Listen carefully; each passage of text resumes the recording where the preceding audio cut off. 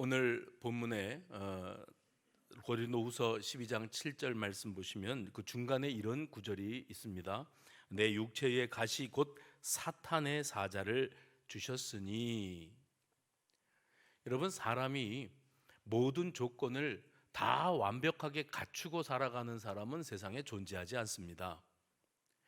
우리는 우리 스스로의 약함의 문제, 또 부족하고 아쉬운 부분들을 다 가지고 있죠. 주변의 사람들이 우리를 바라보면서 당신 다 좋은데 이거 하나만 좀 고쳐, 이게 좀 아쉬워 하는 부분들이 있지 않습니까? 나도 인정하고 주변의 다른 사람들도 알고 있는 그거예요. 그게 이제 우리 인생의 핸디캡입니다.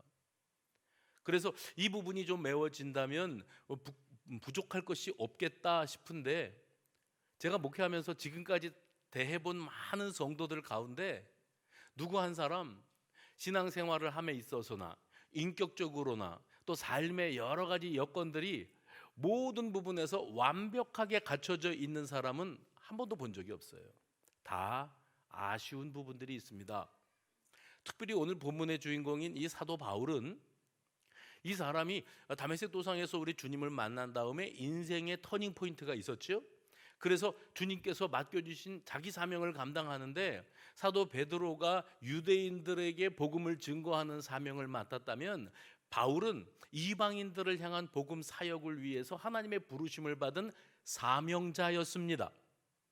그런데 그 바울이 이 사역을 감당하는 과정 가운데 자기 자신이 갖추고 있는 여건들, 혈통적으로나 학문적으로나 모든 면에서 정말 남부럽지 않은 조건들을 다 갖추고 있었어요. 그리고 그 은사들을 하나님께서 사용하셔서 효과적으로 이방인들에게 복음을 증거하고 탁월한 리더십으로 교회를 세우고 하는 위대한 일들을 이루어냈던 장본인이 사도 바울입니다. 그런데 그 바울에게 약함이 있어요. 오늘 본문에 보면 내 육체의 가시 곧 사탄의 사자를 주셨으니, 육체의 가시, 질병에 관한 문제입니다. 근데 이 질병이 얼마나 심각했는가 하면, 나는 내가 느끼기에는 마치 사탄의 사자가 내게 찾아온 것과 같다, 이렇게 느낄 정도로 이 질병이 심각했습니다. 들어보셨겠습니다마는 신학자들은 사도 바울이 알았던 병이 무엇인가에 대해서 대단히 궁금해합니다. 그래서 많은 이들이, 적지 않은 이들이 이 연구를 한 끝에 아마도 사도 바울이 가지고 있었던 인생의 약점, 이 질병의 문제는 안질이 아니었겠는가. 그가 쓴 서신서의 이곳저곳에서 이제 그 단서들을 찾아본 결과 아마 그는 안질을 앓고 있었을 것이다. 저도 이제 이 질병을 앓으면서 제 핸디캡은 뭐냐면, 세상이 또렷하게 보이지 않고 둘로 보인다는 겁니다. 둘로 보이다 보니까 불편한 게 한두 가지가 아니에요. 근데 사실 육신적으로 이렇게 불편함을 안고 살아가다 보면 사람이 병으로 힘든 것보다 더 힘든 게 뭔지 아십니까? 마음이 힘들어지는 거예요. 사람들 만나는 것도 싫고요. 그리고 나 아프다는 얘기 하고 다니는 것도 참 그것도 부끄럽고요. 그리고 마음이 울적해집니다. 위축됩니다. 그럴 수밖에 없어요. 근데 사도 바울이 이 안지를 앓고 있었지 않았는가 하는 근거들이 있었기 때문에 학자들은 거의 사도 바울은 안과적인 문제가 심각했을 것이다, 이렇게 생각하는 사람들이 많습니다. 정확하진 않아요. 반면에 또 어떤 학자들은 그가 뇌전증이라고 이름 붙여져 있는 이 간질을 앓고 있었지 않았을까 하면서 그 단서들을 성경 안에서 제시합니다. 그런데 실제로 바울이 앓고 있었던 질환이 안질인지 간질인지 그거는 아무도 알 수가 없어요. 다만 그가 이 질병으로 말미암아 마음껏 사역할 수가 없다는 거지요. 만약에 그가 간질을 앓고 있었다면 많은 사람들 앞에서 하나님의 나라 복음을 증거하고 메시지를 선포하다가 갑자기 이 질병이 발현이 되어서, 그래서 거기서 발작 증상이 일어나고 넘어져서 거품을 물고 쓰러져 버둥거리고 있다 그러면 덕이 되겠습니까? 덕이 되지를 않잖아요. 이 육신적인 불편함과 고통 때문에 하나님의 영광도 가리우고 사람들이 이렇게 말했을 거예요. 네 병부터 좀 고쳐라. 남들에게 복음을 전하기 전에 너나 좀 건강하게 살다 가라. 이렇게 빈정거리지 않았을까 싶습니다. 그래서 바울은 이 육신의 연약함의 문제를 두고 하나님 앞에 간절히 간구했다 그랬어요. 그런데 간구하기 전에 먼저 그가 내게 왜 이런 질병이 찾아왔을까를 곰곰이 묵상합니다. 묵상하다가 나름대로 자기가 내리는 해석이 있었어요. 그 해석은 뭐냐면 나같이 이렇게 오로지 주님, 오로지 복음만을 위하여 헌신된 주의 종에게 이런 치명적인 연약함, 육신의 고질적인 질병이 있다고 하는 것은 다른 이유가 아니라 하나님이 나를 자만하지 않게 하시려고. 몇 절입니까? 7절 말씀 보세요. 7절에 보면 두 번이나 하나님이 나를 자만하지 않게 하시려고 너무 자만하지 않게 하려 하심이라. 일반적으로 사람들은요, 병이 들면 안 그런 것 같이 보이려고 하지만 동시에 자기 연민에 빠지기가 쉽습니다.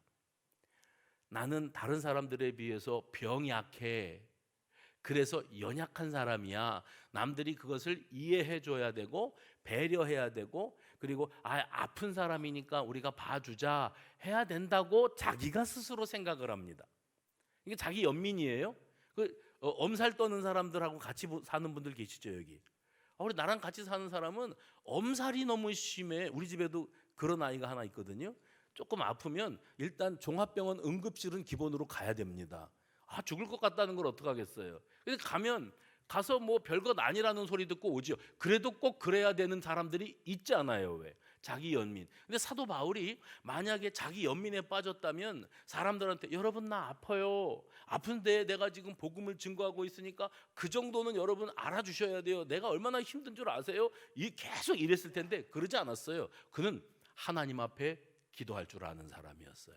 그럼 무슨 말인가 하면 내 이 육신의 연약함의 문제를 내 자신이 나를 바라보면서 나는 참 불쌍한 사람, 병든 사람, 참 힘들게 살아가는 사람이야 라고 말하지 않고 하나님께서, 누가요?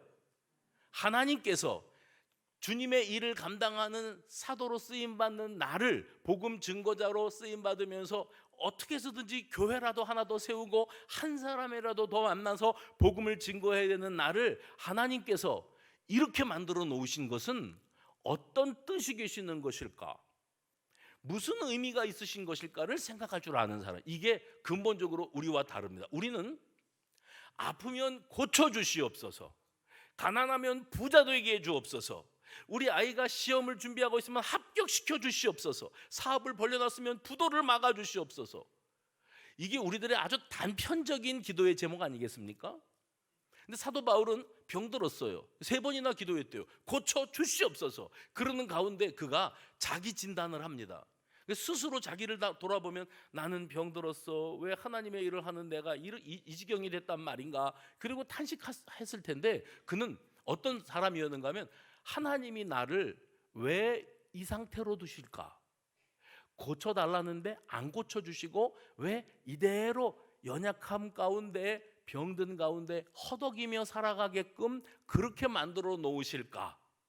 그것을 생각할 줄 아는 사람이었어요. 그리고 깨닫는 것은 하나님은 내가 건강할 때이든지 병들어 죽게 되었을 때이든지 나를 사랑하시고 나를 구원하시고 하나님의 자녀 삼으시고 부르셔서 소명하시고 사명 주시고 이 일을 맡기신 하나님께서 분명히 내가 연약함 가운데 있어야만 될 이유를 지금 나는 깨닫지 못하지만, 나는 전혀 눈치를 못 채고 있지만 하나님은 나를 이렇게 연약하게 두시는 이유가 있을 것이라.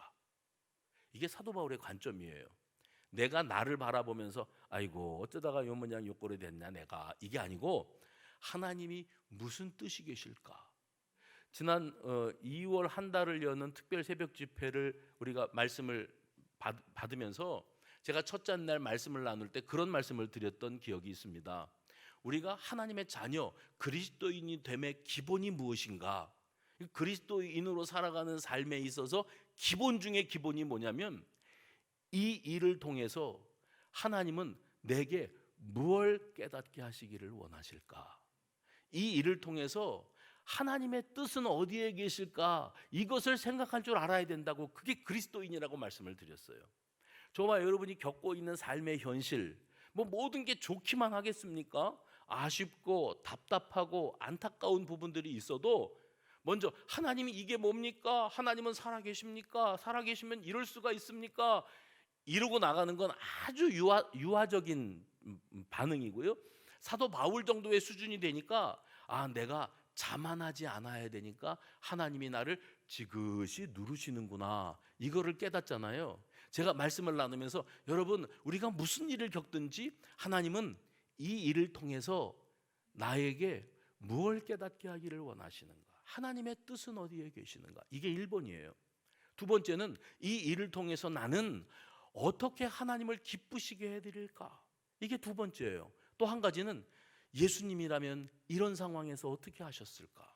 다시요, 이 일을 통해서 하나님의 뜻은 어디에 계실까, 나는 이 일을 통해서 어떻게 하나님을 기쁘시게 해드릴까, 그리고 예수님이라면 이런 상황, 이런 환경에서 어떻게 하셨을까, 이거를 생각하고 살아가야 그리스도인이지.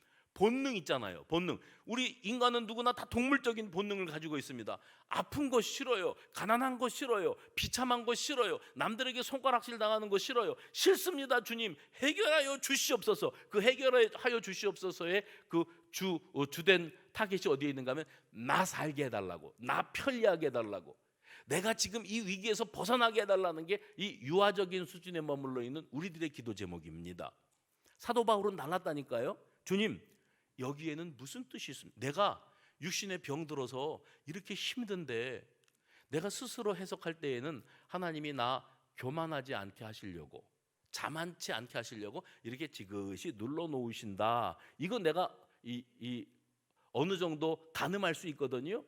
그럼에도 불구하고 바울이 뭐라 그랬어요? 이 병을 내게서 떠나가게 해달라고 3번이나 기도했다는 겁니다. 얼마나 힘들었으면 그랬을까요? 그런데 바울이 주님께서 나에게 이런 고통을 안겨주시는 데에는 주님의 특별하신 뜻이 계실 것이다, 나 자만하지 않게 하시려고, 자만하지 않게 하려 하심이라, 이렇게 7절에 2번이나 얘기했는데, 이 사도 바울의 이러한 태도는 오늘 고린도후서 12장에 뜬금없이 튀어나온 게 아닙니다. 고린도후서 1장에 가서 보면 이런 내용이 있습니다. 그가 복음을 증거하면서 너무 힘들었어요.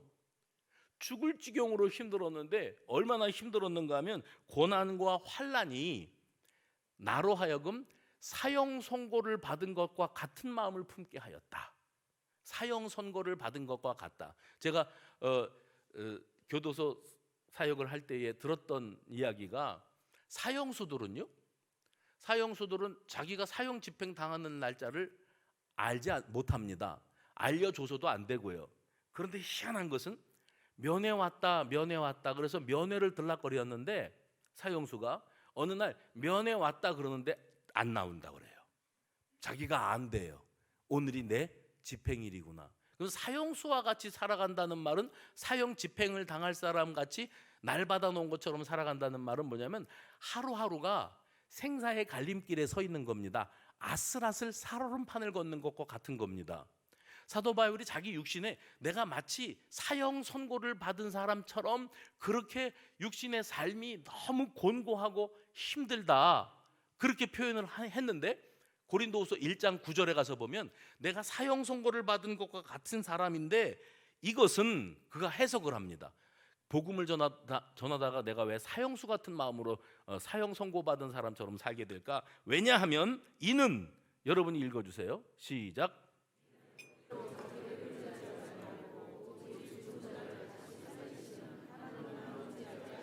사도 바울의 해석입니다. 내가 이렇게 사형 선고받은 사람처럼 살 수밖에 없게 된 이유가 뭘까? 하나님의 뜻은 어디에 계십니까? 물었겠지요. 그리고 그가 나름대로 해석을 한 겁니다. 이거는 내가 나를 의지하고 살 게 아니라 어떤 상황에서도 하나님만 의지하고 살게 하려고 하나님이 나를 살얼음판 같은 현실을 살아가게 하시는구나. 여기 그런 분들 계실 거예요.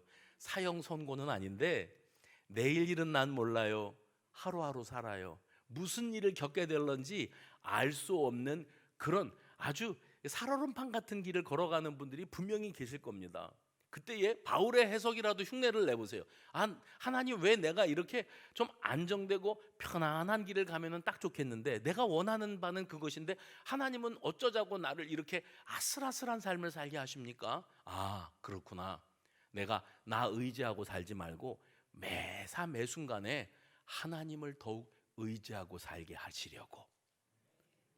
아멘을 이렇게 조금만 할 줄은 상상도 못했어요.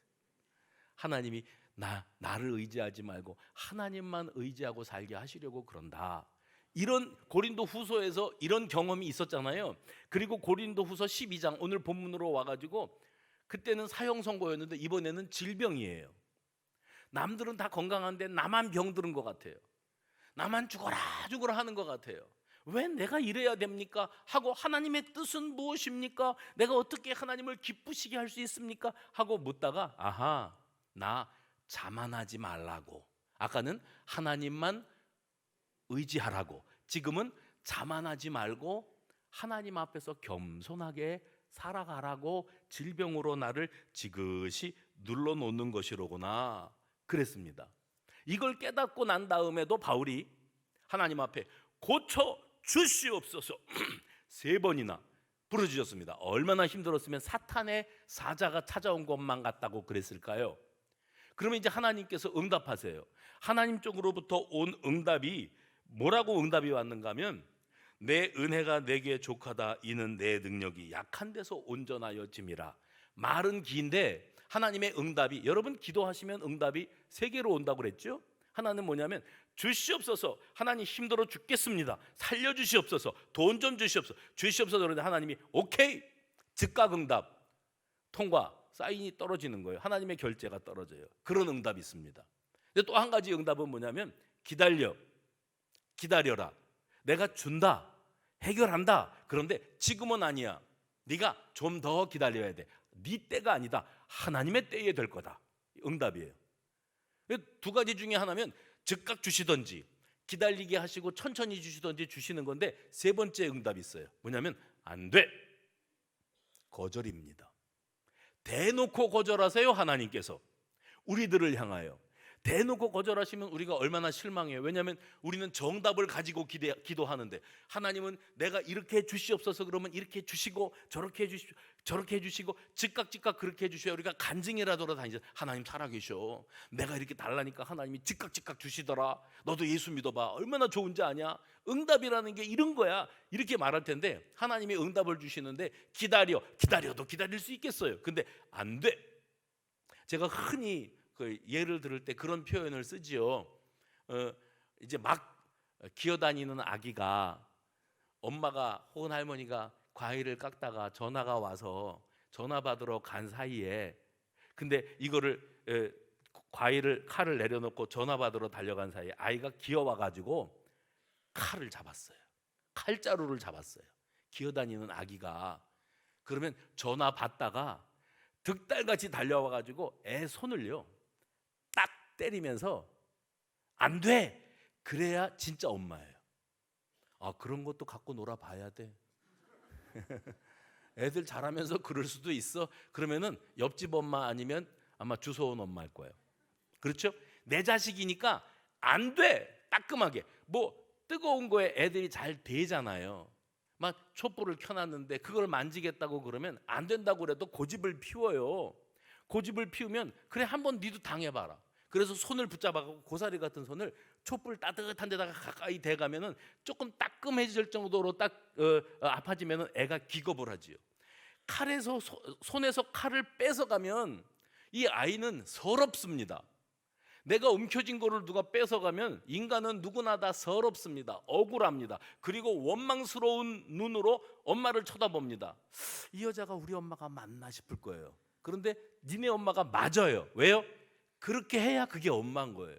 하나님께서 오냐 주시옵소서 그러면, 그래 즉각 응답, 조금만 기다려라, 줄게.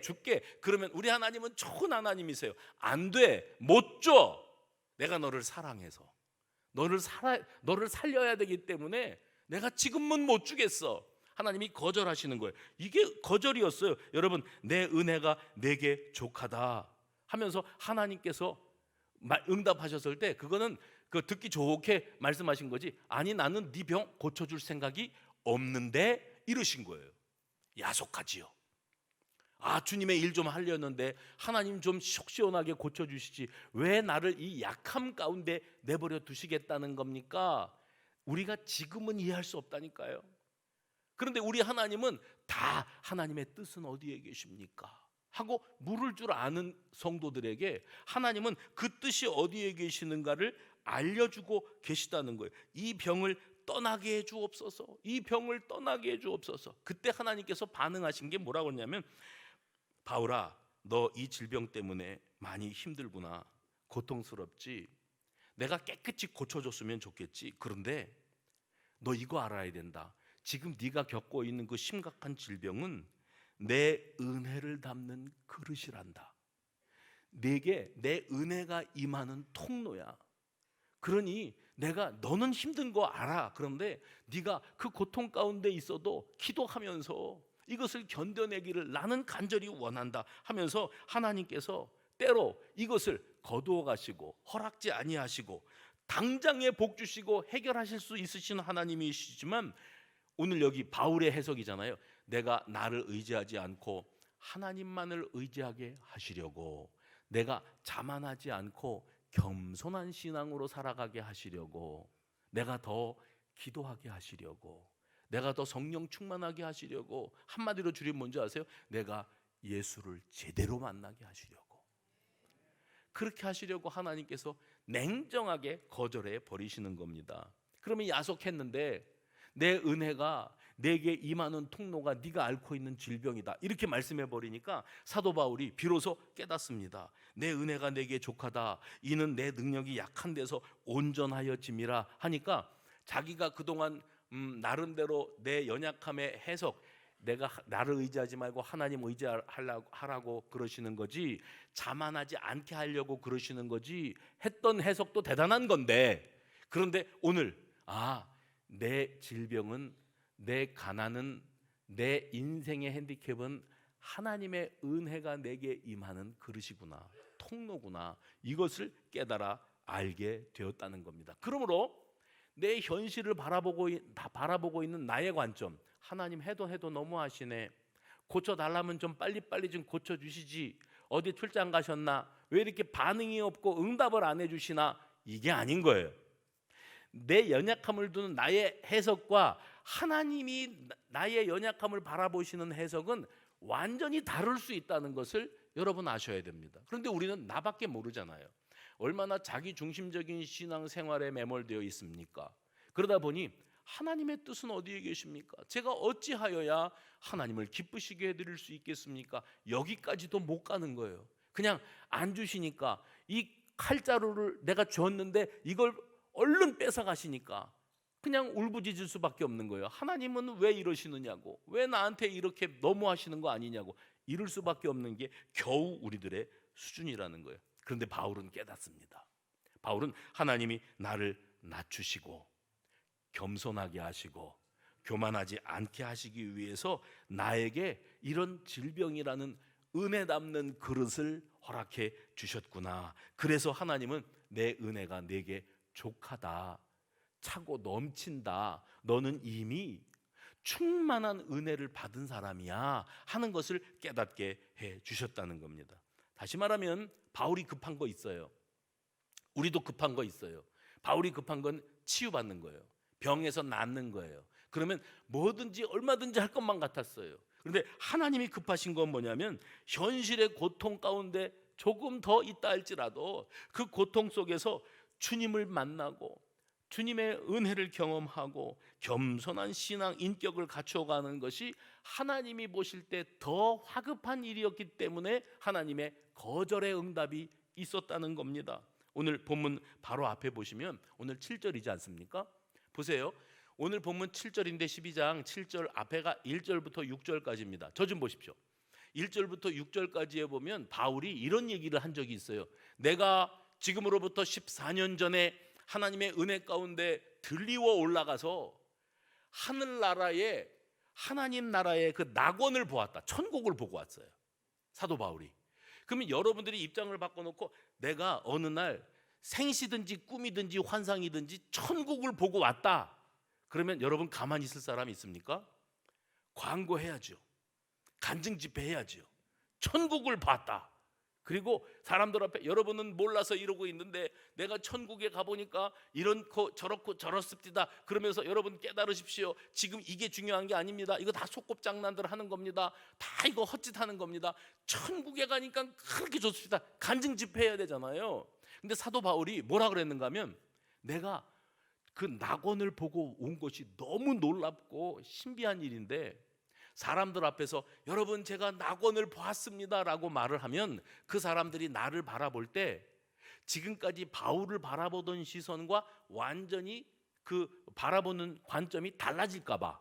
뭐냐면 바울은 낙원을 보고 온 바울은 거의 예수님급이 되는 거예요. 천사 이상이 되는 거예요.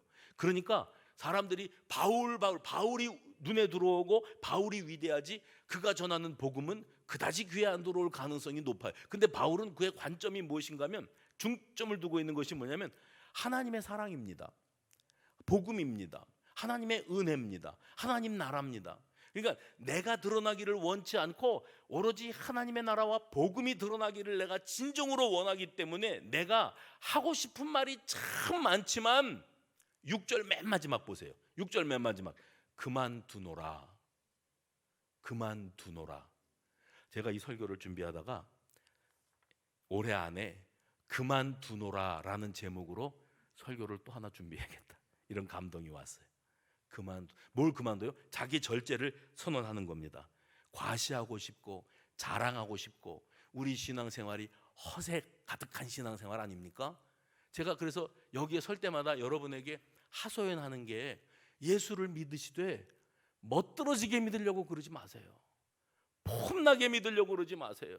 사람들에게 나 이렇게 믿음 좋다 홍보하려고 들지 마세요. 제발. 왜요? 하나님이 아세요. 우리 액면가를, 우리 인격의 바닥을 하나님이 아세요. 얼마나 더럽고 얼마나 형편없고 얼마나 정욕적이고 마귀적인 인격을 가지고 겉만 번지르르한 그리스도인으로 포장되어 있는지를 하나님은 다 알고 계시는데 사람들 앞에 멋있게 보여지는 것에는 심각하고 치중하면서 하나님 앞에 내가 얼마나 벌거벗은 모습으로 드러나 있는지에 대해서 깨닫지 못할 때 그것이 진짜 우리의 부끄러움이 되어야 되는 거예요. 그러므로 여러분 폼 잡지 마십시오.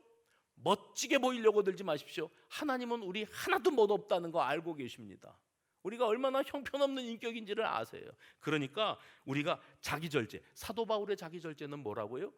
복음만이 드러나기 위하고 하나님의 사랑이 드러나기를 원하고 그 은혜를 드러내야 되기 때문에 나는 내가 하고 싶은 말 많지만 드러낼 것도 많지만 나는 그렇게 하지 않겠다. 그래요. 그래서 1절부터 6절까지의 이 사연 그만두노라까지 사연을 들은 다음에 7절을 다시 읽어보십시오. 7절을 보시면 이렇게 돼 있어요.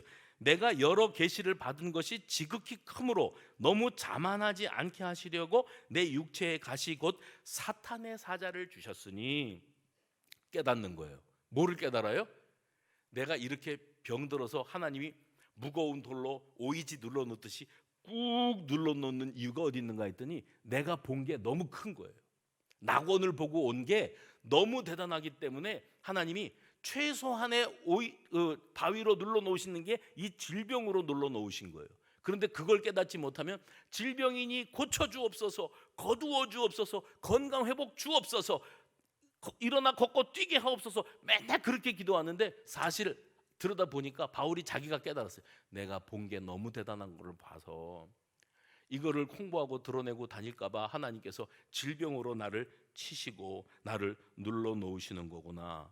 12장 처음부터 보면 세상적인 가치로 봤을 때 사도 바울이 낙원을 보고 온 이 신비한 광경은 세상의 그 무엇과도 바꿀 수 없는 대단한 것이 될 수 있습니다. 그런데 오늘 그 연장성산에서 하나님께서 자만하지 않게 하시려고 이렇게 바꿔도 돼요.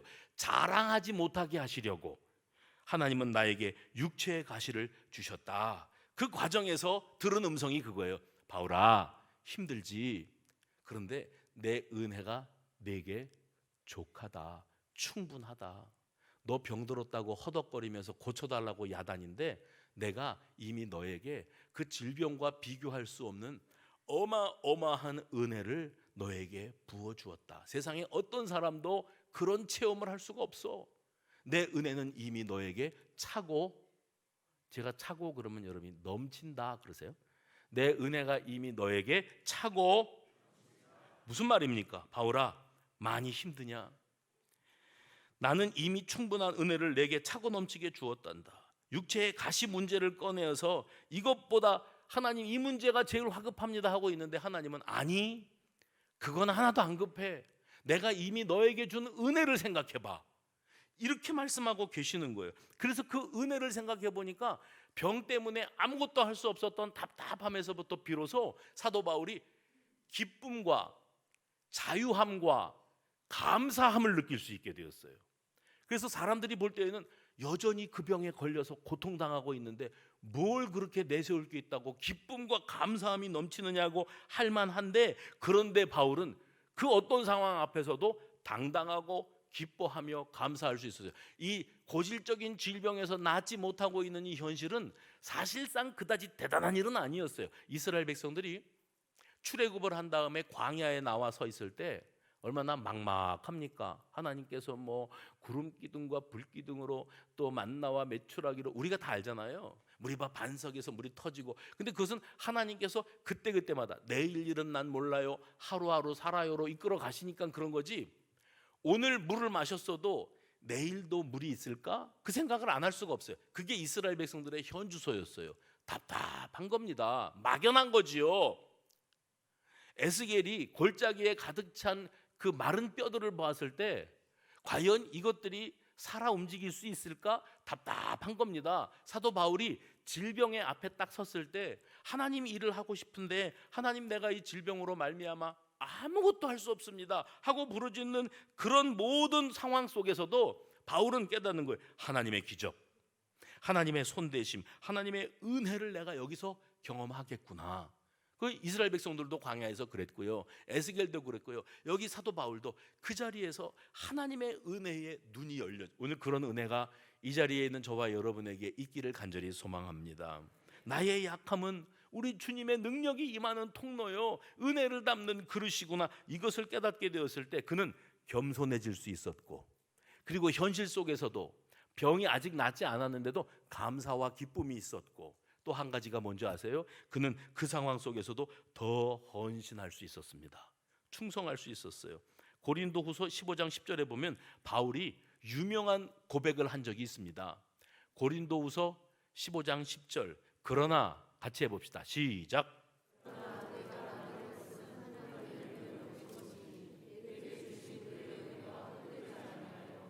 내가 모든 사도보다 더 많이 수고하였으나 내가 한 것이 아니요 오직 나와 함께 하신 하나님의 은혜로라. 정말 이 사람은요, 하나님보다 앞서지 않고자 마음에 결심했던 사람이에요. 그래서 나의 나된 것은 하나님의 은혜로 된 것이라. 내가 한 것이 아니요 오직 하나님께서 함께 하신 하나님의 은혜로다. 그래서 이제 합격하셨어요. 그래서 축하합니다, 합격 축하드려요. 그러면 여러분이 좀, 우리 수성교회 식구들은 좀 수준이 있어야 되거든요. 공부하느라고 죽는 줄 알았어, 이게 아니고 나의 나된 것은 하나님의 은혜로 됐어요. 그 딸이 시집을 안 가서 그렇게 속을 썩이시더니 47살에 시집을 갔어. 기적이 일어났어. 그러면 난 저거 그냥 저렇게 살다가 갈 줄 알았는데 그래도 또 짝이 있어가지고 또 사람 이름 모르는 거더라고요, 이럴 게 아니고 하나님의 은혜입니다. 하나님의 은혜입니다. 나의 나된 것은 하나님의 은혜고 오직 하나님이 나와 함께 하신 결과물입니다. 하나님을 높이고 하나님을 인정하고 하나님보다 앞서지 않는 사도 바울의 자세를 보시기 바랍니다. 그래서 사람이 은혜로 산다 그러는 것은, 은혜로 사니까 내가 할 일이 아무것도 없는 게 아니고, 은혜로 산다는 것은 오히려 더 열심히 하는 거예요. 더 수고하는 겁니다. 창세기 6장 8절에 보면 이런 구절이 있어요. 그러나 노아는 하나님께 뭘 입어요? 은혜를 입었다. 은혜 입은 노아가 한 일이 뭡니까? 은혜를 입었으니까 그냥 가만히 놀고 먹습니까? 아니요. 은혜를 입었기 때문에 방주를 짓고 사람들에게 이제 하나님의 홍수 심판의 때가 다가온다고 그러고 회개하고 다시 다 방주로 들여야 된다고 그렇게 외치는 헌신과 열정이 그에게 있었습니다. 뭐예요? 은혜를 입으면 사명이 선명해지는 겁니다. 내가 뭘 해서 살지, 주님을 어떻게 기쁘시게 해야 될지 모르는 것은 아직 내가 은혜를 힘입지를 못하는 거예요. 이제는 은혜의 눈이 열려지기를 간절히 바랍니다. 사도 바울은 육체의 질병이 있었지만 내 은혜가 내게 넘친다, 내 은혜가 내게 차고 넘친다, 족하다 하시는 하나님의 진단까지 받았어요. 그래서 그가 내린 결론이 뭐냐면 이 병든 현실도 충만한 하나님의 은혜의 영역 안에 있는 것이다. 그게 바울이 그걸 깨달았습니다. 그래서 은혜를 깨달았기 때문에 더 겸손할 수 있었고 감사가 넘쳤고 헌신할 수 있었습니다. 그래서 9절 중반에 고백을 하게 돼요. 오늘 본문입니다. 9절 중반. 그러므로 도리어 크게 기뻐함으로 나의 여러 약한 것들에 대하여 자랑하리니 이는 그리스도의 능력이 내게 머물게 하려 함이라. 나는 나의 약점을 알았다. 그리고 그 약점을 부끄러워하지 않겠다. 그 약점을 오히려 드러내어 자랑하겠다. 특별히 하나님 앞에, 하나님, 나는 이렇게 약합니다. 몸이 약하고요, 경제적으로 연약하고요, 배운 것도 없고요, 내세울 것도 없고요, 사람들에게 뭐 인정받을 만한 것도 아무것도 없습니다. 그러면 우리가 약하면 사람들에게서부터 멸시당하잖아요. 아이고 형편없는 사람, 무시당하지 않겠어요? 그런데 바울은 그 약함이 하나님의 온전하신 능력이 내게 임하는 그릇이요, 내게 임하는 통로라고 하는 사실을 깨달았을 때 더 이상 약함 뒤에 숨지 않기로 했어요.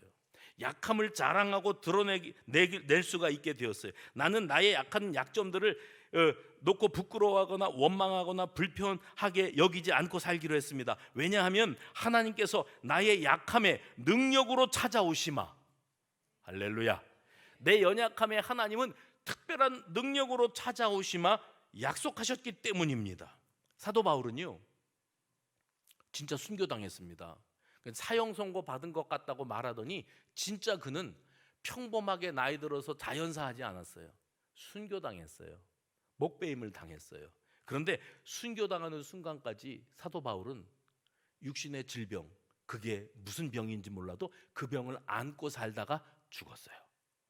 그러면 죽는 날까지 그렇게 연약함 가운데 살았는데도 그는 그 이후로 하나님 앞에 3번 기도하고 응답받은 이후로 약함 때문에, 내 육신의 연약함 때문에 뭘 못하는 사람이 아니었어요.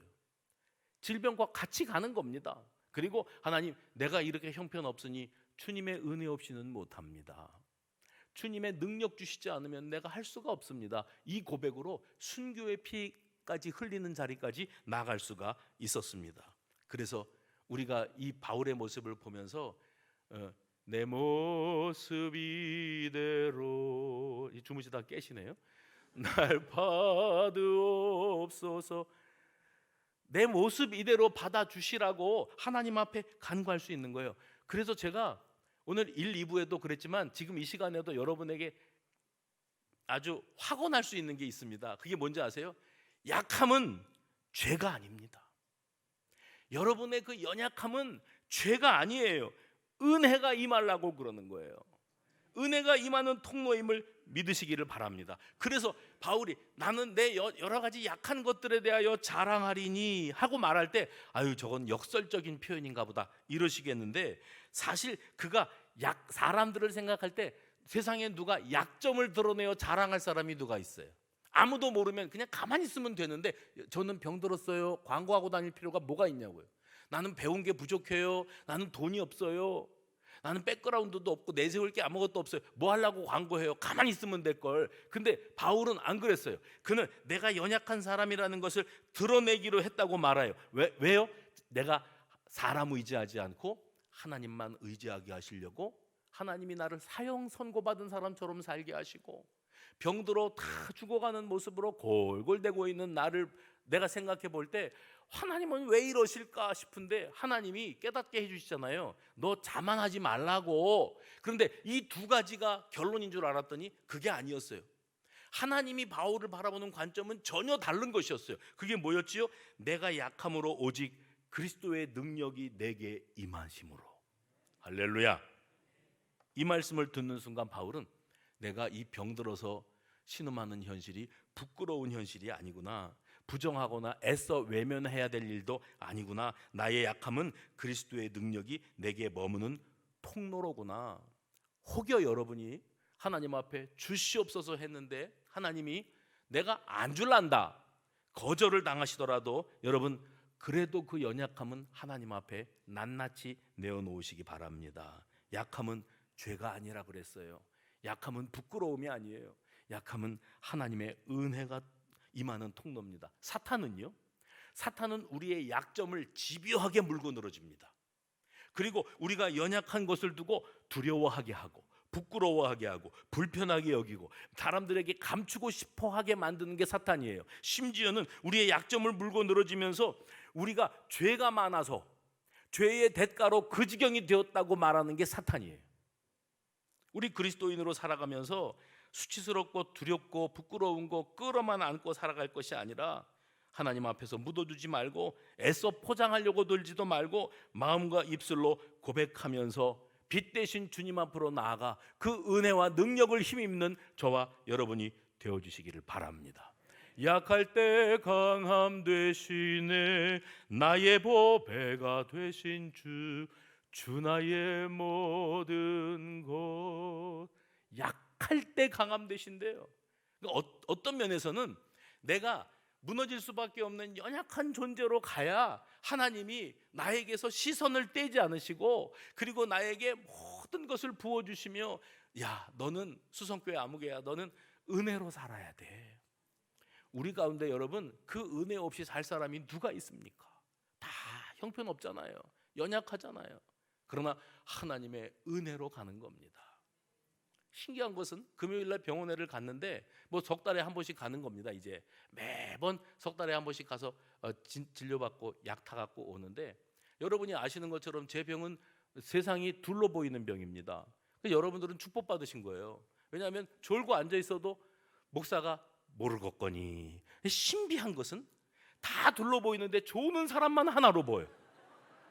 하나님이 그런 은사를 저한테 주셨어요. 핸드폰 들여다보고 있는 사람만 하나로 보이고 나머지는 다 둘로 보여요. 병원에를 갔는데 어떤 아저씨가 말을 거는 거예요. 선생님도 그겁니까? 예, 저도 그겁니다. 선생님은 몇 년 앓으셨습니까? 저는 5년 앓았습니다. 이러시더라고요.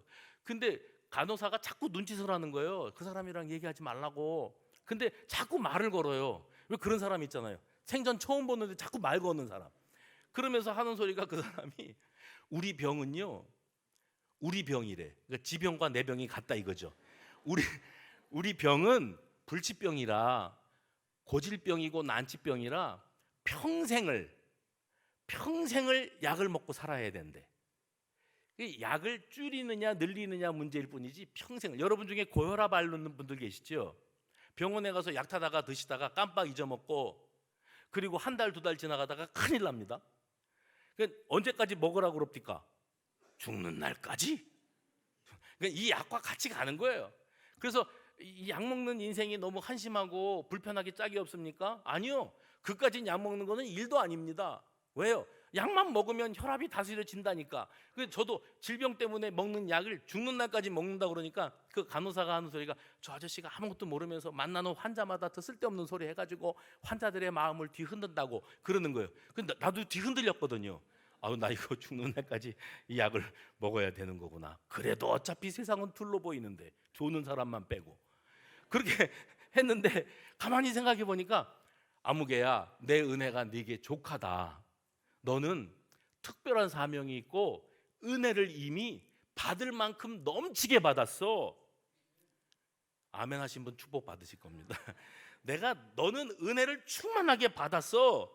그래서 제가요 오늘 말씀의 제목을 설교 제목을 내 은혜가 내게 족하도다 아주 통상적인 걸로 했는데 사실 처음에 말씀 제목은 이게 아니었어요. 이거였어요. 해봅시다. 센 척하지 마라. 하나님이 다 하신다. 이걸로 하면 좀 뭔가 더 세게 나갔을 텐데 여러분 센 척하지 마세요. 하나님이 아세요. 얼마나 형편없는지, 얼마나 연약한지, 얼마나 아슬아슬하게 현실을 버티고 있는지 아세요. 그런데 너의 그 액면가, 현실의 그 모습이 내 능력이 내게 임하는 통로야. 그러니까 거두어 주옵소서, 해결해 주옵소서, 피할 길을 내주시옵소서만 할 게 아니고 내가 바라보는 관점, 하나님은 이 일을 통해서 하나님의 뜻을 어떻게 이루어 가시려고 하시나, 나는 어떻게 하나님을 기쁘시게 할까, 그 생각만 좀 하고 살아봐. 요즘에 청년들이 부르는 찬양 중에 그 가사 중에 또 이런 게 있더라고요. 나의 약함은 나의 자랑이요, 나의 실패는 나의 간증이요, 나의 아픔은 나의 영광이요, 그 부르심 따라 내가 걸어갑니다. 나의 약함은 나의 자랑입니다. 나의 실패는 나의 간증입니다. 나의 아픔은 나의 영광입니다. 이 고백이 저와 여러분의 고백이 되시기를 주의 이름으로 축원합니다.